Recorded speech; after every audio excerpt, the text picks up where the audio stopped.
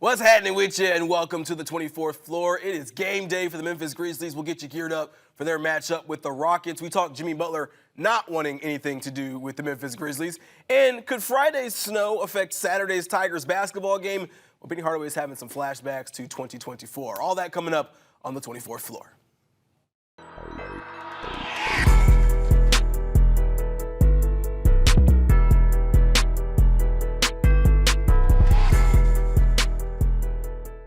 What's going on? Rachel already has gripes about me and my hosting. She said we're having flashbacks to the 24th year. It's gripes with the 2024. world. How are we having flashbacks to 2024 already? We just got to 2025. I'm not ready. I mean, the flashback we'll talk about is like a whole year ago. So, like, I mean, that's a flashback. Yeah, that's 2024 was like 10 days ago. Okay. It was a dark day for me. Barely got there alive.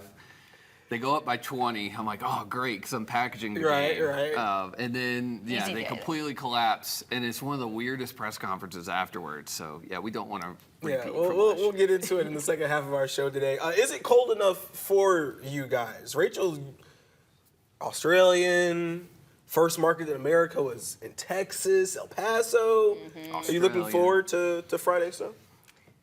It's too cold for me right now. Not enjoying this level of coldness. I was wearing mittens to get to work today. Mittens, very hard to. Barely talked to me in the parking lot. She's like, "We'll talk in the building." Yeah, he was like dawdling in his car. I was like, "I'll see you inside. I'm not standing out here any longer." But I am excited for the snow. I feel like if it's this cold, we deserve to see snow. So I'm pumped for the snow.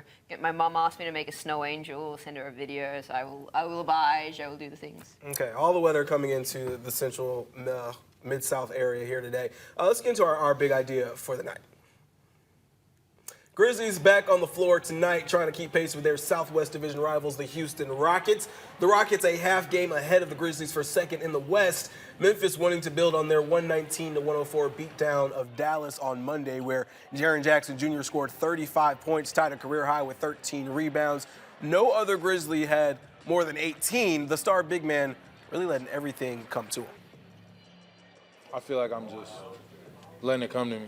If you start forcing it, at any point with any lineup, it just won't go as well. You won't have as much success. So I'll just let the game come to me. So the Grizzlies had 6 players out taking on the Mavericks, but it looks like help is going to be on the way. Ja Morant, Desmond Bane, Santi Aldama, all updated to questionable. And don't look now, but JJJ Jackson down there still out, but assigned to the hustle, meaning his return is likely imminent as well. And one thing you also see on that injury report is that Jaren Jackson Jr.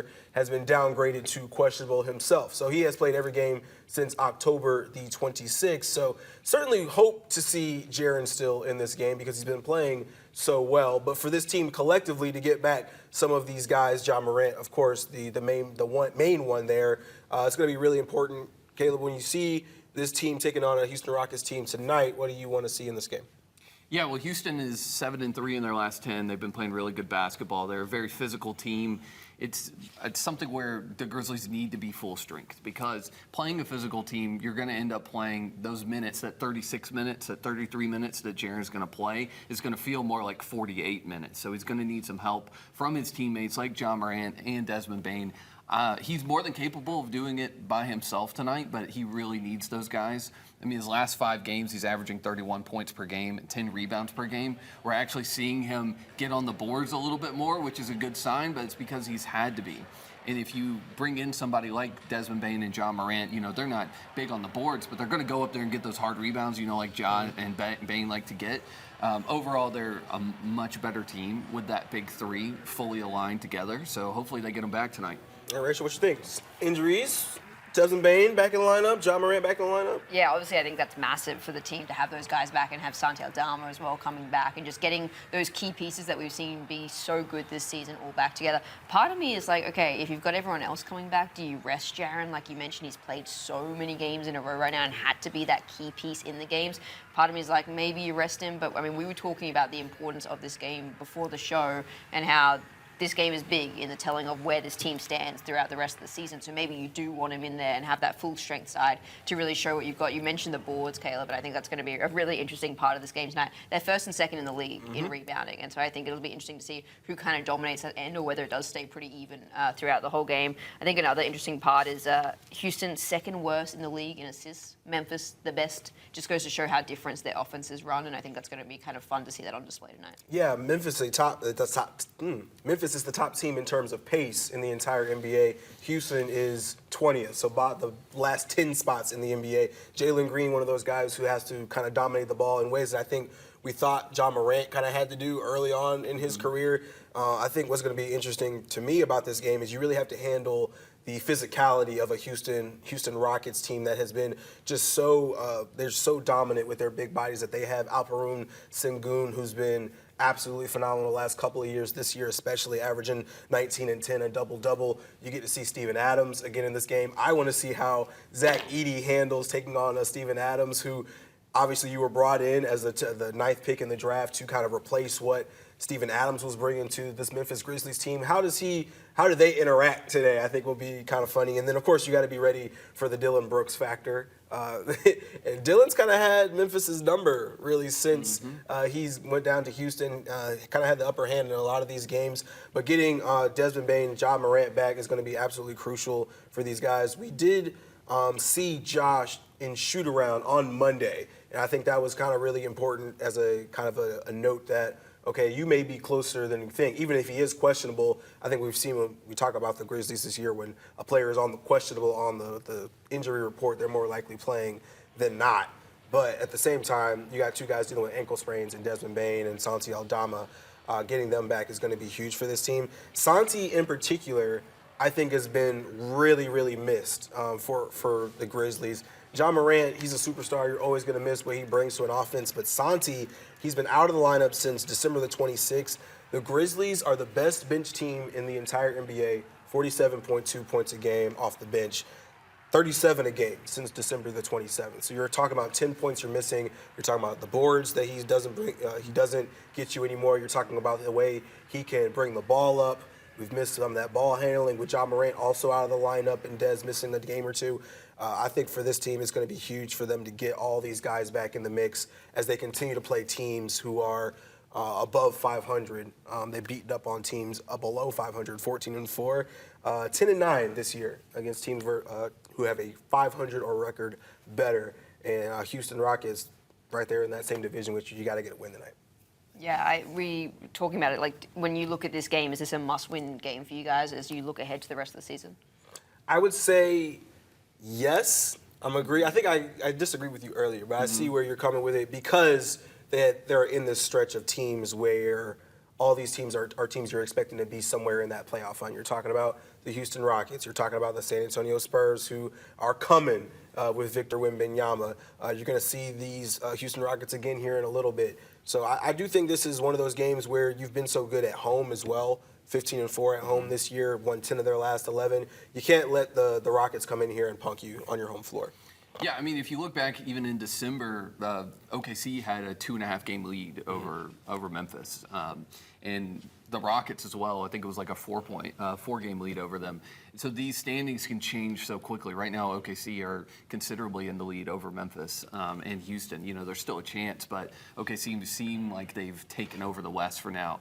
So now it seems like it's the second seed to win, and it's a tight contention there. And you talked about San Antonio.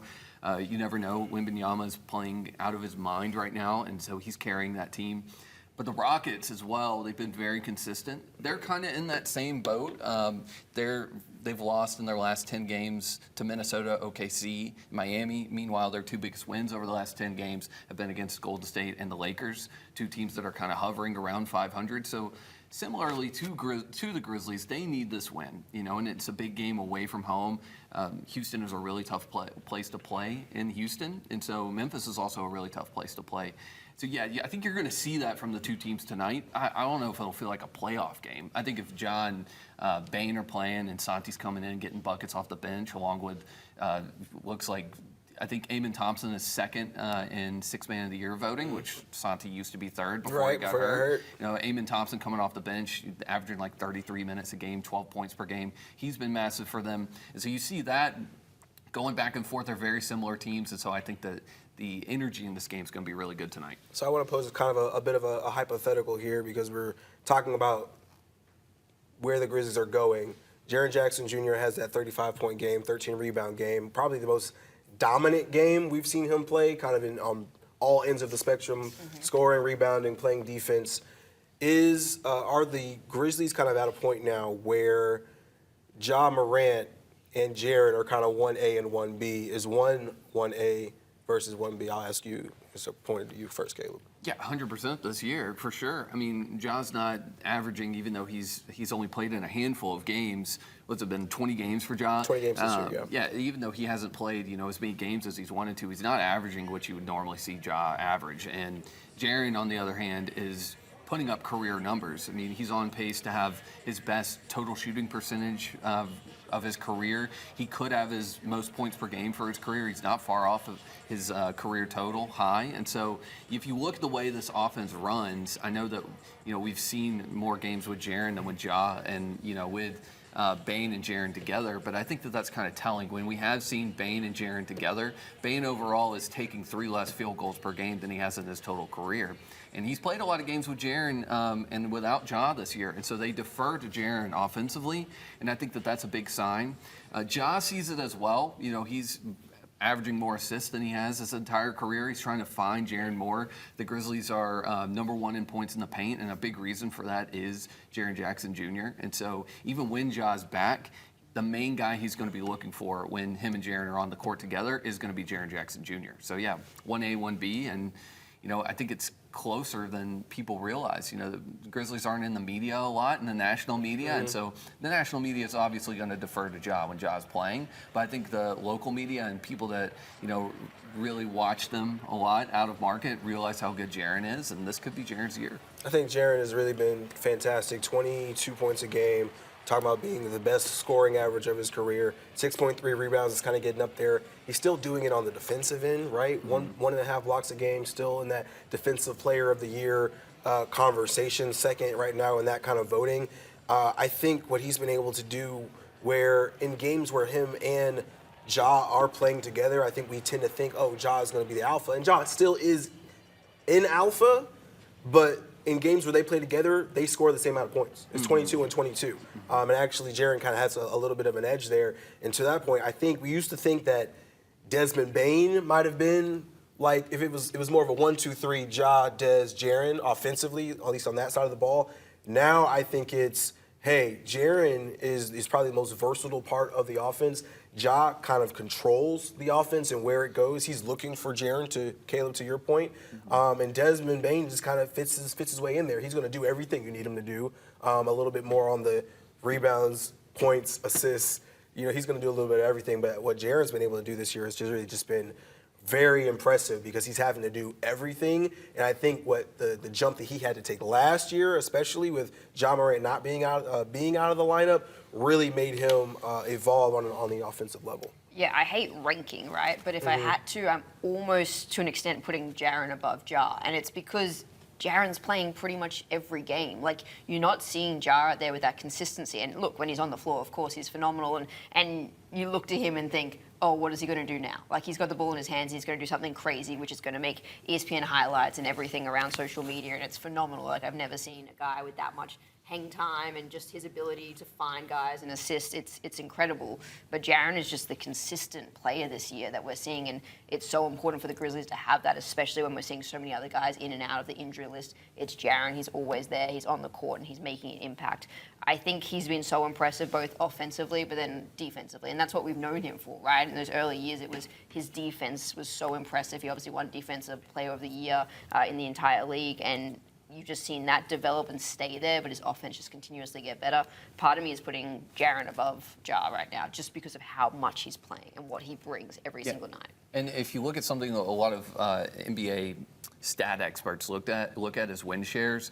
Jaren's on track to have more offensive and defensive win shares in his career. I think he's at 2.2 defensive win shares right now, which is very high in the league. And his win shares per 48 minutes, which is a stat that a lot of people look at when they look at overall personal rating, offensive and defensive, is top 10 in the league with .172, which is really good. I know those are like kind of confusing nitty-gritty numbers, but that's just showing how much he's giving to this team. You know, he is responsible for a handful of wins this season, and I think that's really important to look at. Yeah, Taylor Jenkins said, when talking about Jaren after the Dallas Mavericks game, like, yeah, I lean on him a lot. And that was almost kind of like an understatement. Like, we all kind of chuckled at it because you've had to. To the point about Ja, you almost feel bad for him because it feels like he can't get any level of consistency, kind of been in and out of the lineup. Rhythm. I think it said he hasn't played more than 5 games in a row in 2 years, which is tough. And then even this year, only played 20 games. I think he can miss one more game or he can't miss any more games to not be in all-NBA consideration, which is almost insane because you watch him on the floor, he is still so good. It's still such a dynamic part of what the Grizzlies do on both ends of the floor. And I think defensively, especially, he's gotten a little bit better this year. So, yeah, Jaren, by pure virtue of just being on the floor as much as he has become, I don't want to say he's the alpha, but he is definitely an alpha for this team moving forward. Another alpha that we've got to talk about just here a little bit is Jimmy Butler. Earlier this week, there was speculation that the Grizzlies were the odds-on favorite to land Miami Heat star Jimmy Butler. We can now put those rumors to bed because the Heat star's camp told NBA insider Chris Haynes that he has no interest in playing for the Grizzlies and that the two teams should not facilitate any kind of trade. So I'm going to start on this one. Jimmy Butler, I think this is kind of indicative of where we are in the NBA right now, in the way that it is a stars league, it is a players league in the sense that they kind of get to dictate what it is they want to do. Jimmy Butler is 1 and 1A in Miami, and I think he enjoys that. He's clearly unhappy, which is fine. And if you want to go, you want to go. To now dictate where you go when you're dealing with a GM like Pat Riley, I think is almost incredulous. It's almost hilarious to say. And I think for the Grizzlies, I never really liked the fit anyway, bringing Jimmy in here because I watched the show on Monday. I love watching you guys. Y'all talk about any trade that you think you can get Jimmy Butler in that might have to include Desmond Bane, I don't like. And I'm on that same note because I think what the Grizzlies need in order for them to get where they want to go is consistency, yeah? And so you're talking about Ja, Jaren, Dez, Jimmy Butler, all on the same team. Is Jimmy Butler going to be okay with being the fourth option, filling in the Marcus Smart scenario? I thought it was just kind of ridiculous, honestly, that Jimmy's like, I have no interest in playing for the Memphis Grizzlies. So where are you planning to go where you're going to be on a winning, contending team? I thought it was really interesting to hear him say he doesn't want to play for the Memphis Grizzlies. Where are you going to play where you're going to have a similar or same role on a team that is already in a position to win a championship? Go ahead, Rachel. Yeah, I mean, I don't know. If I'm the Grizzlies, I'm saying, all right, well, you didn't want us. We're going to use this as fuel for motivation to keep on trucking along in this season. Like, if you don't want to come here, we don't want you, is how I would be looking at that. I mean, I feel like the Suns are kind of in talks for Jimmy Butler.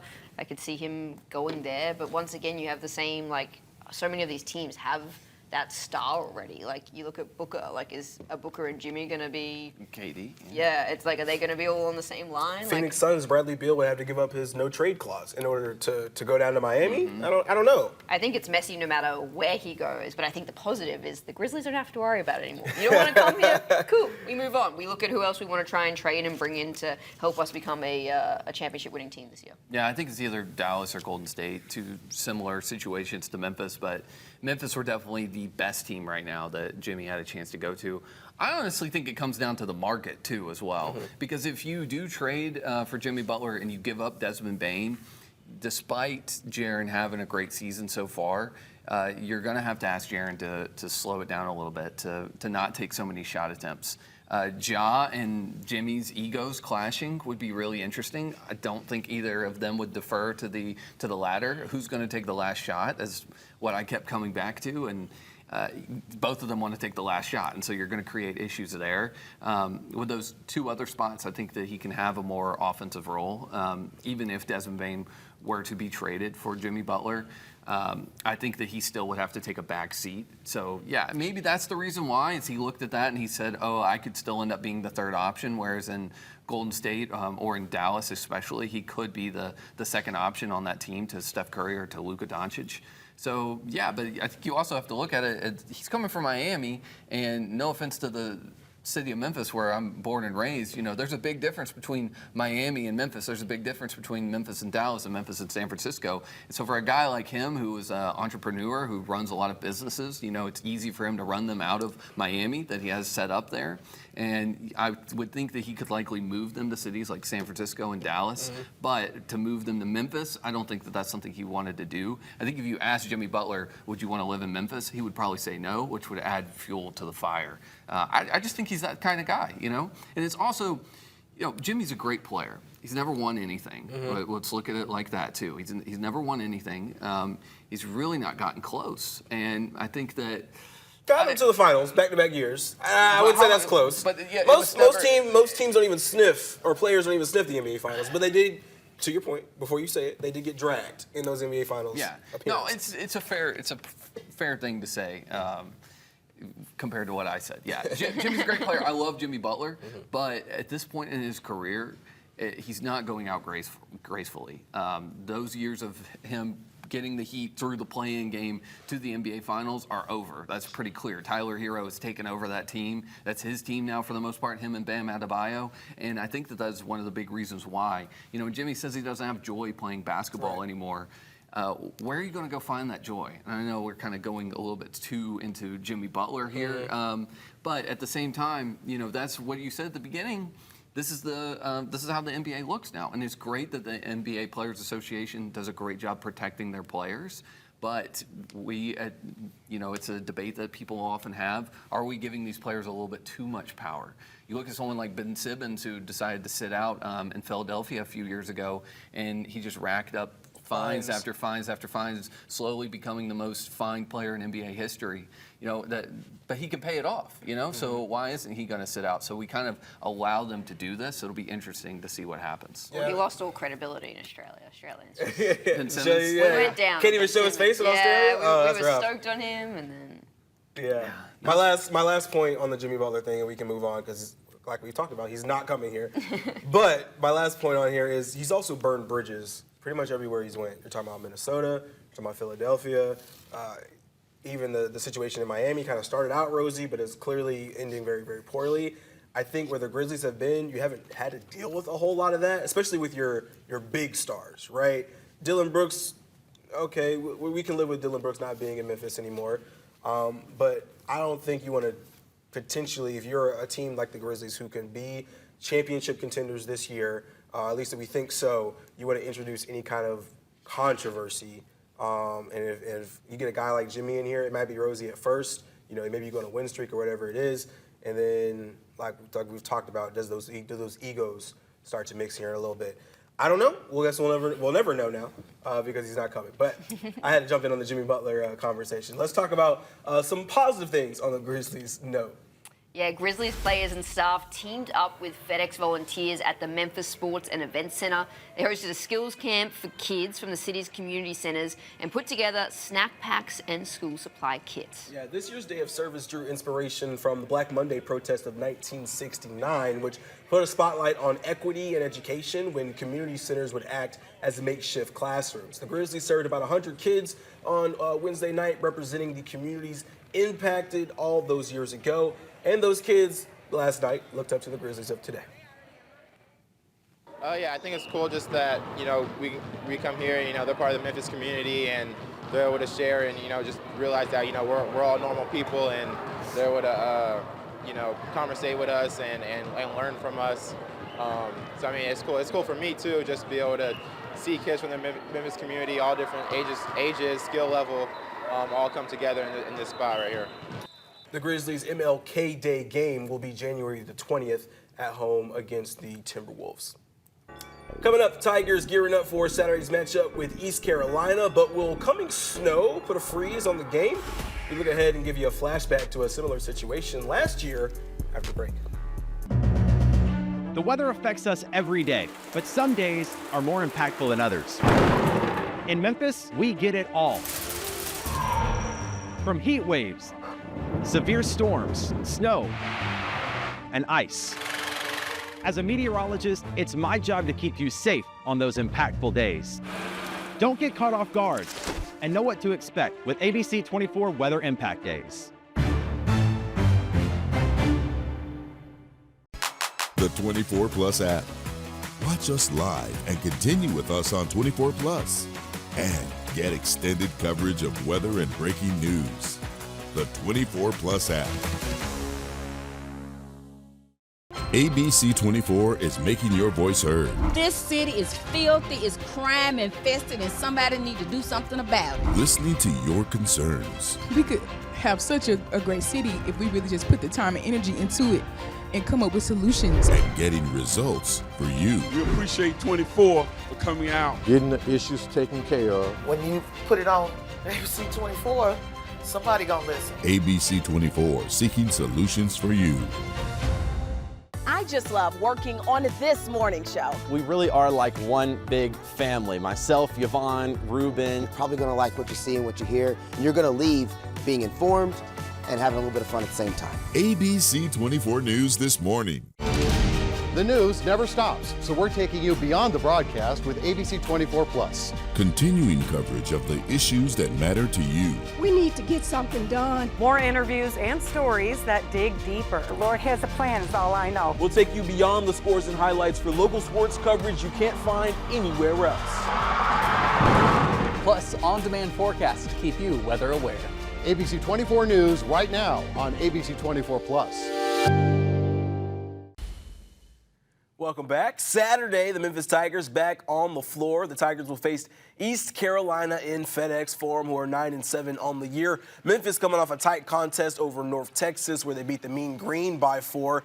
The Tigers 2-0 in AAC play, and they've played what looks like the 2 toughest conference games of the year already. Penny Hardaway is working hard to make sure his guys come prepared on Saturday and for the rest of the season in the minefield that is the AAC. Well, every game for us is personal. You know, we have a lot of respect for ECU because they're capable. It's not like they're not capable. Just because the country thinks that they're not good, anybody will get up for us, man. Any guy, you know, they bond together to beat us because they know it's a big game to play and they come in ready to go. It doesn't take much for their coaches to get them fired up, and for us, we understand that. And this year is just way different because we know what every game means. We're not overlooking anyone. All right, Rachel, so when you hear that from Penny Hardaway, you know this ECU team's coming in here. Going to be everybody else's Super Bowl, as we've talked about before. What do the Tigers need to do in this one against the Pirates? Yeah, it's interesting. I mean, I think first and foremost, they can't overlook this game. It's one thing to say it. It's another thing to go do it. We've seen them not really overlook these first 2 teams they've had to play in conference play, but like we've mentioned, they really are the 2 best teams in the conference, at least statistically right now.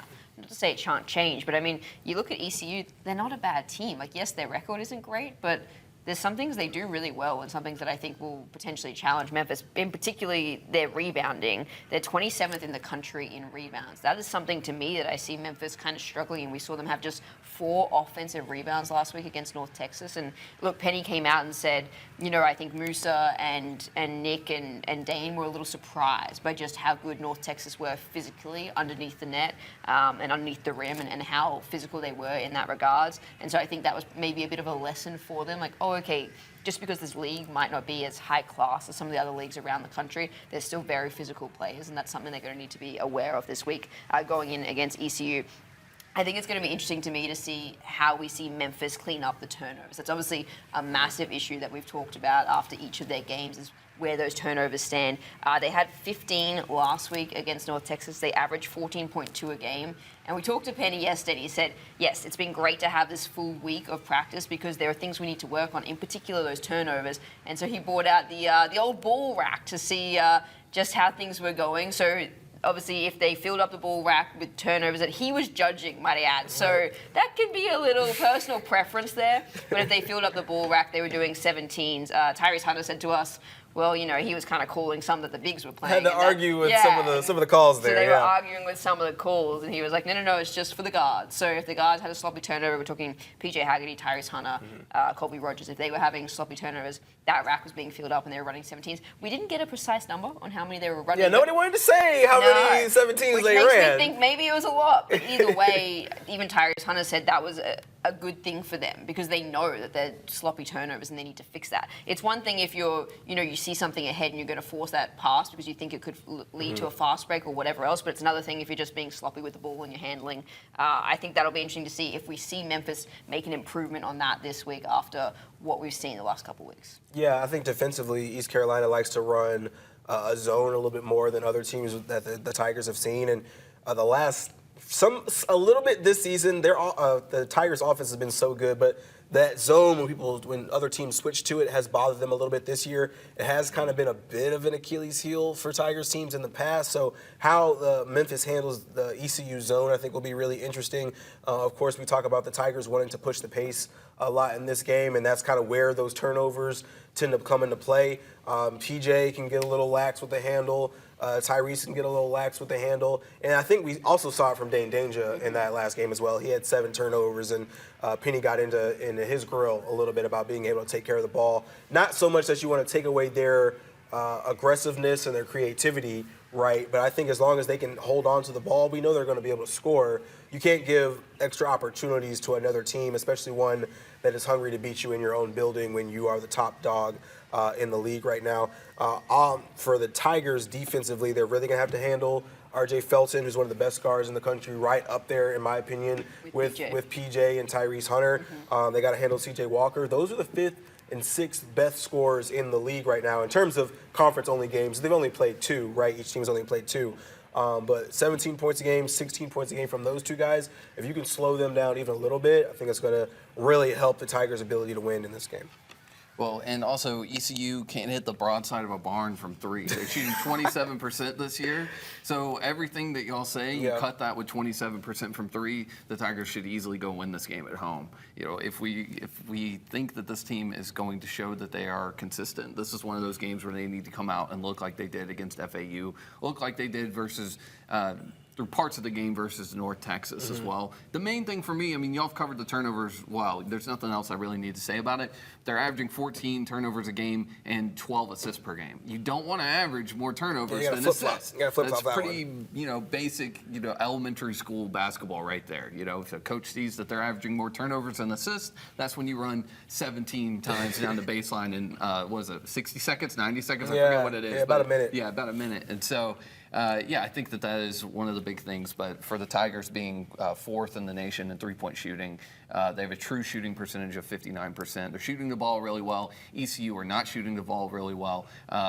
Meanwhile, ECU talked about their rebounding, Rachel. Top 20 in the nation in offensive rebounds. We've seen this time and time again over the past 2 seasons and a half with Penny Hardaway's team.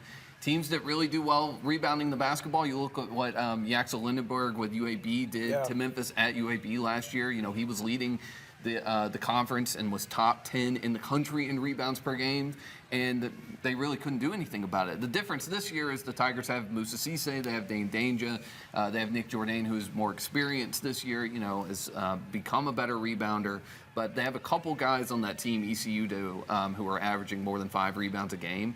And so you just got to mitigate those rebounds. And you were talking about pace, and the Tigers do kind of want to pick up the pace every now and again. They're around 170th in the country in pace, so pretty much right there in mid-range with how many college basketball teams there are. ECU the same as well.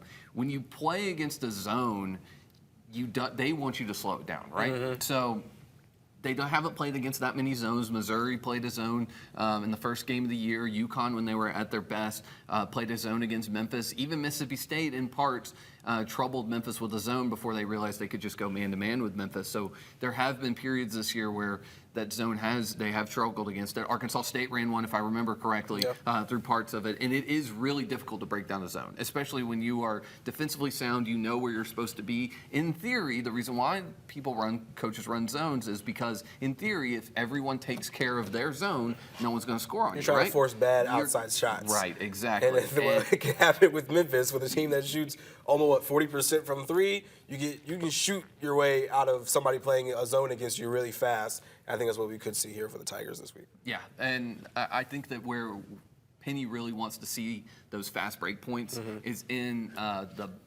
the back half court, in those pressing situations. I think we're going to see Memphis press this team a lot. I don't think that there's going to be a lot of back and forth quick basketball just with the way these two teams, we've seen them play this year. And so I think that they are going to try to force a lot of turnovers with a full court press. It just depends on how long they can go. And also, if they have Dante Harris back, who's a game-time decision with his foot. Yeah, Dante Harris, Penny Hardaway talked a little bit about him, just his ability to, give a breather just to some of these guards. And I think that's really what we're going to be kind of depending on him for here in the moving forward. And B, his defensive prowess. And you're talking about R.J. Felton as a guard who could put up 17 points a game. If Dante and Baraka Okogie can come in there and really, mess with his rhythm in that second unit, I think it's going to be an important part of the game because they have to cut down on the amount of time that P.J. Haggerty and Tyrese Hunter are spending on the floor. Even Tyrese said it when we were listening to in the press conference yesterday. Tyrese was like, I can be more effective if I'm not on the floor as much. And we kind of pressed him on that. Like, what do you mean by that? He's like, well, if I'm playing in shorter spurts, I'm going to have more energy. I'm going to be able to get up and down the floor a little bit more. You play a certain amount of time at a time, in that 7, 8, 9, 10 minutes in a row. Yeah, you want to slow it down a little bit from here and there. And don't get me wrong, these are college basketball players. They're in shape, right? Especially all the 17s. All the 17s they're running, they better be in shape at this point. But I don't think that's going to be an issue. But the more that P can start to trust Baraka Okogie and Dante Harris on the floor with those guards especially, I think is going to pay dividends here as we get deeper into AAC play and teams have more time to scout and kind of know what you got going on because you got to play them home and away. Well, and a lot of that's going to come with the confidence of those guys is how Memphis come out of the gates in a lot of these games. If they get out to a nice lead, they're able to rest PJ and Tyrese and let some of the younger guys like Dante and Colby and whoever else go in and build off that confidence and kind of just keep shooting it freely. The issue is that we haven't really seen Memphis be able to get out comfortably. Outside of the FAU game, really. Yeah, North Texas was super close, way too close for comfort. Like, Memphis very easily could have lost that game. They didn't. They did enough to win it, but we're not seeing them get out a nice lead and kind of hold it and be able to sustain a wire-to-wire kind of win. We have seen it, don't get me wrong, like we saw it against Ole Miss. They had a very good game against them, but I think now that we're moving into conference, just personally, knowing everything that you guys have said and everything that the fans have said over the last couple of years, there's still this nervous level, I feel, amongst all the Memphis Tigers fans. Like, is this team actually going to be able to live up to the hype, live up to their ranking and go and beat all these conference opponents? Or are they going to choke like we saw last year? And when you talk about that, guys, well, we got it. It's a perfect storm. It's a perfect storm. Let's go ahead and jump into it. Let's talk about it. We got a flashback to last year. We got a flashback to last year. So it was almost this exact week this last season where snow is supposed to hit the Memphis area late Thursday night and much of Friday this year. It could get a little hairy getting into the game on Saturday afternoon. Tigers faced a similar situation last year. It snowed before the South Florida game, and the university asked fans to stay home because the roads were so bad. It worked against the Memphis Tigers. They fell to South Florida at home 74-73, the first of 4 games in a row that they lost, and at the time, they were a top 10 team. We asked Penny Hardaway about this week. He said he might be having some scary flashbacks. No pun intended. It was a perfect storm for South Florida because no fans were there, and we were up 20. And I think we got so relaxed because it was so quiet in there, and the people that came out were wonderful. And they came back and beat us. And man, I just remember driving to the game. My car was sliding everywhere, getting to the game. And I was like, damn, we're going to play a game. But it was ESPN. And, obviously the university told everyone to stay home, not to come. And it was like, we're still going to play this game. We're going to play this game because we were rolling, number 10 in the country. And then that second half was the worst second half that I've ever been a part of as a Tiger coach or player. And they won that game. So when the snowstorm started to show up on the forecast for Friday, I was like, bro, let's not go through this again. Yeah, I think we all have nightmares about about that stretch of games really that they had, but especially that week last year. It feels like in Memphis we get one of these snow storms, ice storms once a year, and the city kind of goes crazy. To Penny Hardaway's point about not calling that game last year and not playing it he talks about ESPN. It was on main TV last year, right? It's an ESPN Plus game on Saturday, so. Whether it gets called or not, that may play a part in what he was talking about. But I do think when you're a player in this scenario, this was really hard for them last season. And we're talking about a completely different group of kids, right? I think that's important to note. But it became so sleepy. But they came out of the gates really fast in that game. They were up 20 in the first half against South Florida last season. And I find it hard to say that the snow played as much of a part. I think South Florida just kind of had that indomitable spirit. I agree. Just a little bit to come back from 20 in the second half. The fact that there was no crowd. There was no crowd, and it's easy to get back into the game in that instance.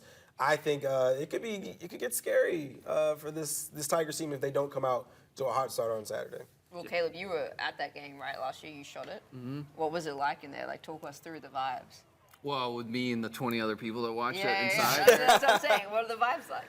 I remember going. I mean, you can see it in the shots here. Like, there's so much empty space in there.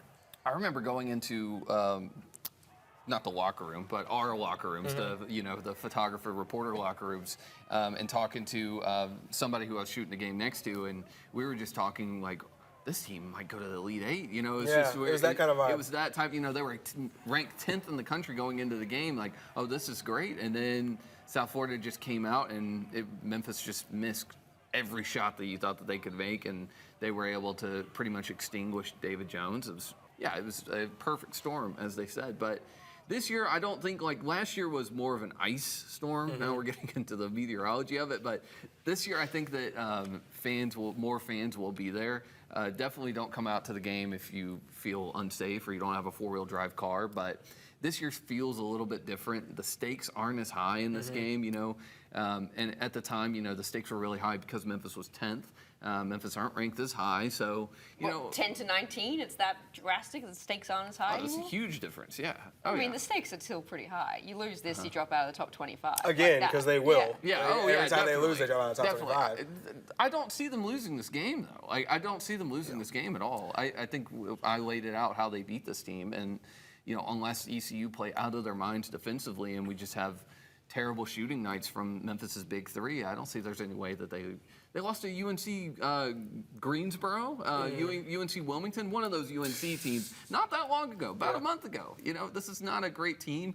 Statistically, they don't look that bad, but their bad statistics are really bad, I mean, I don't see them losing either, and they shouldn't lose. That's the main point we're trying to make here. But crazier things have happened, and just like last year, did anyone think they were going to lose to South Florida? South Florida was good going into the game. South Florida was good. Okay, when they were up by 20, did you think they were going to lose? No, you get in there at halftime, they're up 20, they're like, oh, we're going to cruise. We're going to get out early. We're going to have an easy press conference and all this kind of thing, asking Penny questions. And it was just like you're just kind of watching a slow, painful death. Death by 1,000 cuts is what it felt like. But to everybody's point, South Florida is of last year was a much better team than the East Carolina team that they're going to face this week. And I think this Memphis Tigers team is a better team collectively, chemistry-wise, talent-wise, probably comparable to the team that they had last year. There's no reason they should have the nightmares in this one. And Nick Jourdain should be like, hey, guys, I need y'all to come to play, because I'm sure he's having similar nightmares that Penny Hardaway had as well. So that game going to be on Saturday, 1 o'clock, ESPN+. If you obviously are in the Mid-South, check it out in FedEx Forum.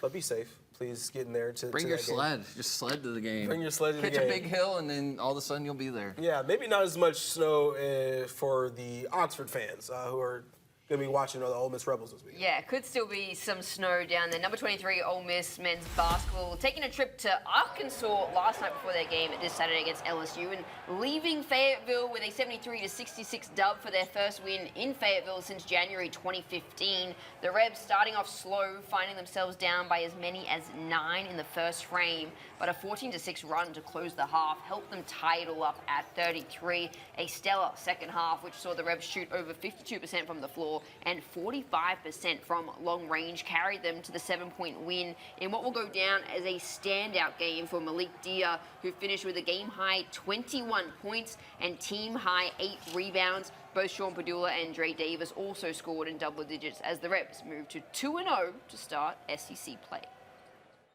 Round 2 of an 18-round fight is the way we set it up for our team. SEC is good as advertised, so we played well tonight. It's so early in the league, just trying to stay poised and not get too high or too low, but I'm proud of the players tonight. Team effort. We talk about the SEC just being a gauntlet this year. I think 6 teams in the top 10 and AP 25 teams right now are from the SEC. And to see Ole Miss get out to a 2-0 start, of course those teams haven't been that upper echelon of SEC teams. That's a great way to start, especially considering one on the road, one at home. First time they're 2-0 in SEC play to start since 2019. You know what else happened in 2019 for the Ole Miss Rebels? I'm going to go with a tournament. They went to the NCAA tournament that year. I thought it was going to be a Matt Corral stat. No, it wasn't a Matt Corral stat. I didn't throw you the oop for that one. I'm sorry. I'm sure you got one over there. Yeah, they're going to take on LSU this weekend. I think this game was really indicative because we know how good of a coach John Calipari is, right? We expected Arkansas to be a really good team, and they're 11-4 now to start the year. They're not having the best start to SEC play either because they took a pretty hard hit to Tennessee, but that Arkansas team is a good team, and I think for Coach Beard, he has to feel really good to get a win on the road. I was listening to the highlights of the broadcast as we kind of go back and look at some of these things, and they say whenever you win on the road in the SEC, it almost feels like it should count for 2, right? Count for 2 wins, and I think a lot of teams would agree with that because when you're trying to build this NCAA tournament resume that you need every single win you can get, and those ones on the road in terms of metrics and everything else are going to feel so much better and look so much better when it comes time for them to kind of look at the resume like, okay, what the Ole Miss Rebels did, went on the road at Arkansas.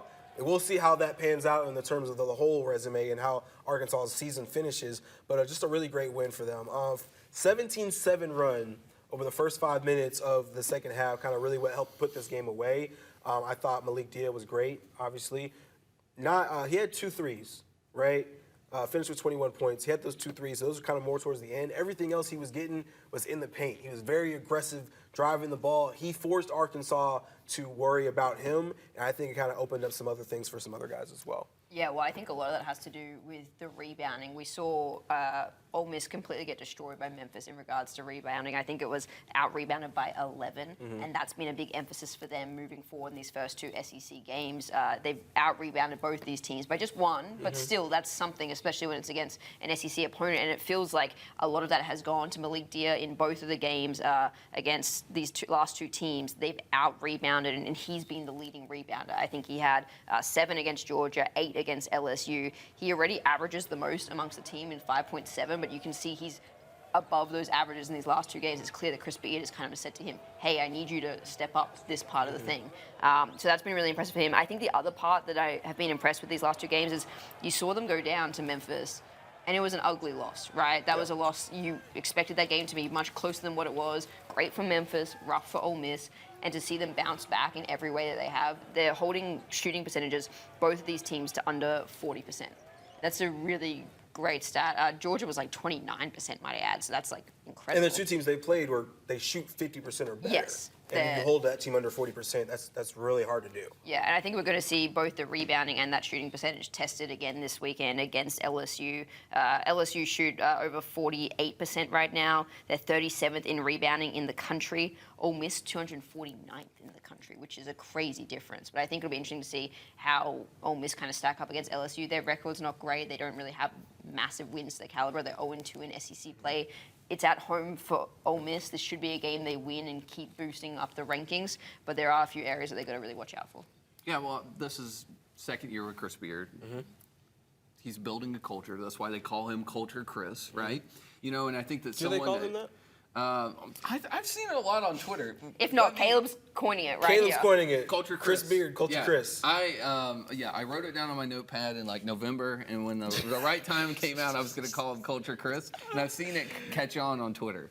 So I'm not saying But it was your idea first, right? Well, I don't know, but He's got the media voice. I tweeted it out, and then I've seen it in some memes and things, but I don't know. None of those people follow me, so but I think that Malik Dia is the embodiment of that. You know, someone that needs to really step up in an away game. Malik Dia is crazy. Like, he's mentally in the best way possible.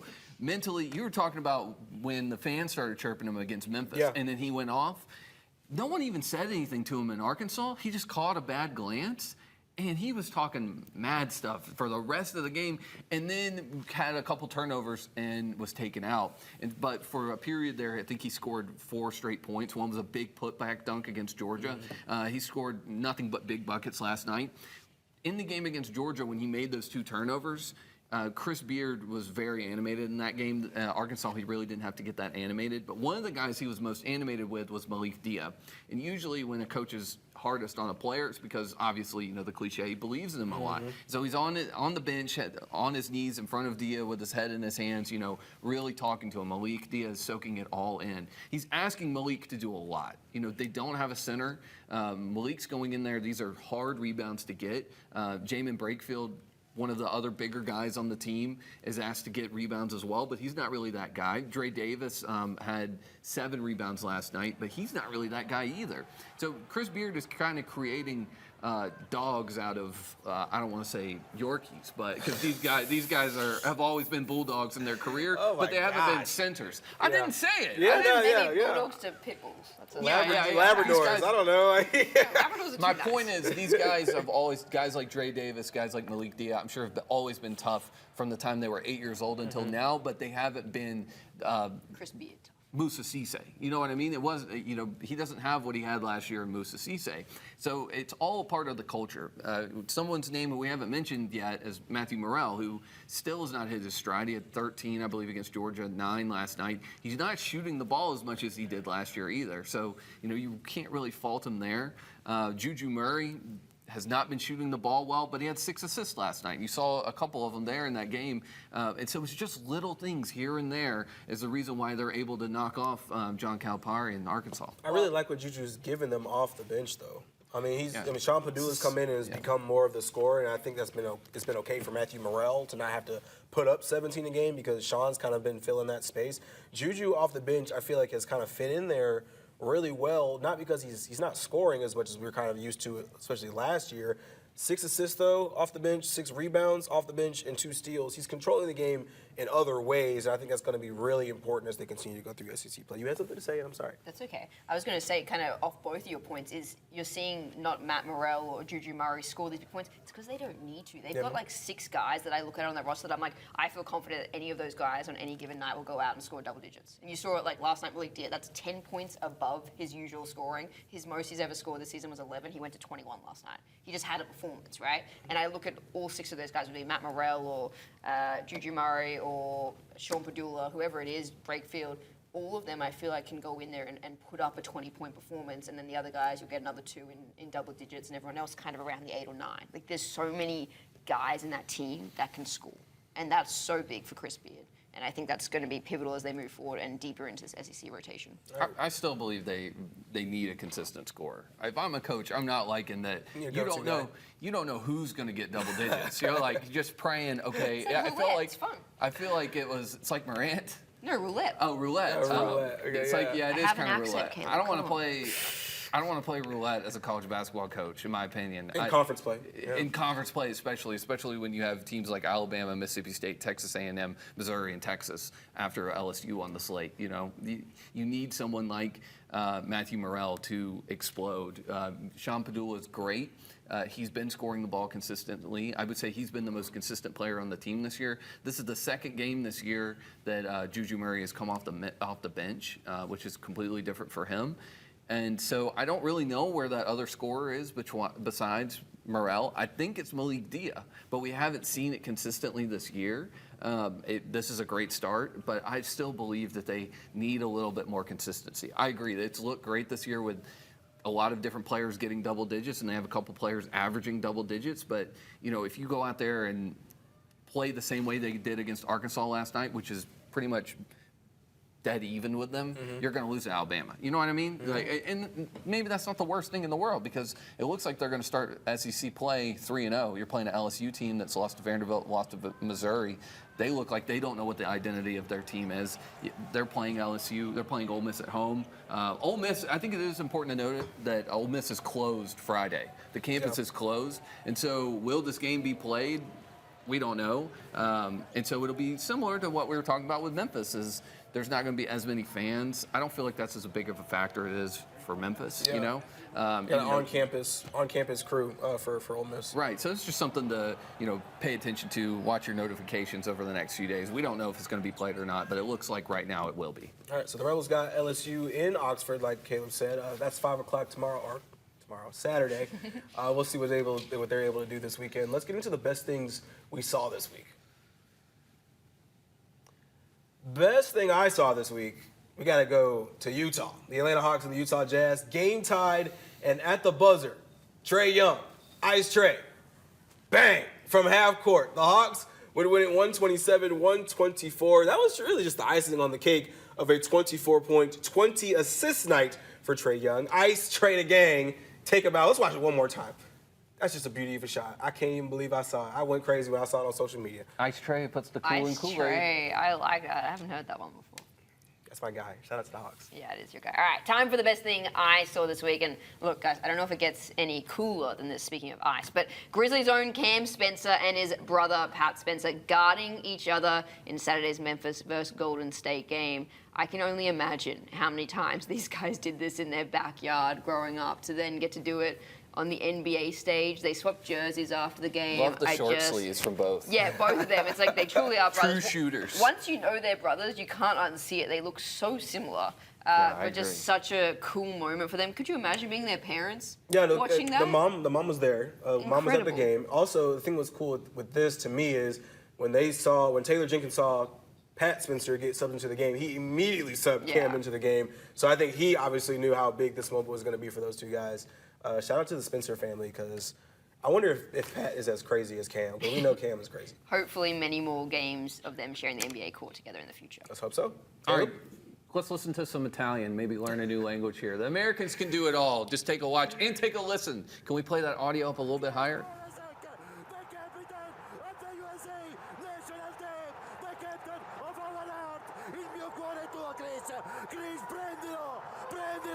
Un gol fantastico, un gol meraviglioso, il gol di Pulisic, il gol del 2-2, splendidi. Christian Pulisic! That is the Coppa Italiana, for those who are wondering what game that is. That is a cup final between AC Milan, who Christian Pulisic, the captain of the American national team, plays for. Huge game for them. They come home with a trophy.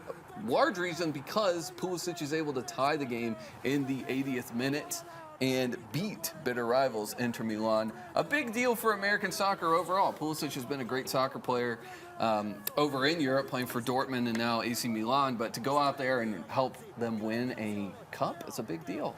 You talk about you going crazy when Trae Young scored that bucket. I would have loved to have seen Caleb going I just know crazy Caleb, when he watched that. Stood up. I reckon he's going tops off. I reckon he's taking the shirt off, tops up, running around the house.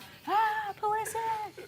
Love that for you. Yeah, I went crazy. It was great. I'm a Roma fan, so I'm not supposed to like AC Milan. They're rivals. But just because of Christian, you like him? Yeah, you gotta love Christian Pulisic. It was funny. We were texting on a thread, and there was some U.S. player that came up. Oh, and it was not Christian Pulisic. It was Ricardo Pepi. It was Ricardo Pepi. It was my bad. I was not paying attention. Ricardo Pepi popped up, and Avery said, "Oh, it's Christian Pulisic." You didn't have to bring that up. You know what? We're going to end the show on that note.